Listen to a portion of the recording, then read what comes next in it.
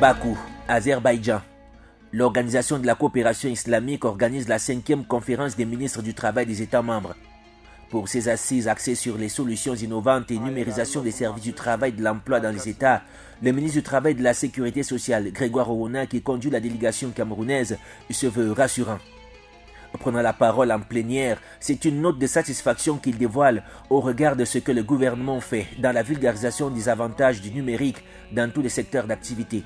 Le ministère du Travail et de la Sécurité sociale a entrepris une réflexion sur les transformations du travail avec les changements que nous vivons.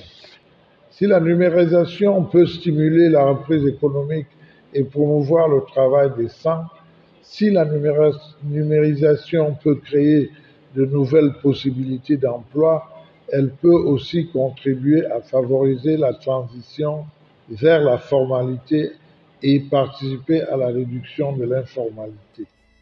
D'un autre côté, le membre du gouvernement relève l'impératif de protéger la main-d'œuvre migrante au sein des États membres de l'OCI. Pour lui, il s'agit de mettre en place les cadres législatifs et réglementaires dans les domaines de l'emploi et du travail, en soulignant les prouesses du gouvernement camerounais qui est déjà avancé en matière de protection de la main-d'œuvre.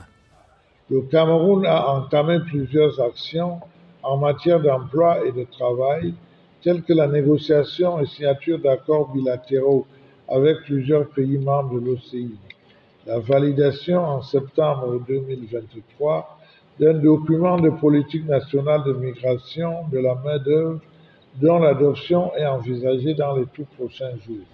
Cette 5e session de la conférence des ministres du travail de l'Organisation de la coopération islamique était aussi l'occasion pour les représentants des États membres de participer à l'inauguration du Centre du travail de l'Organisation de la coopération islamique dont le siège est fixé à Bakou.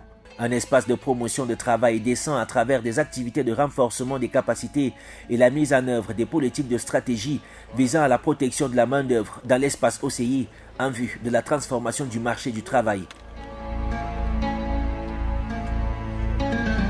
FH News, votre télévision.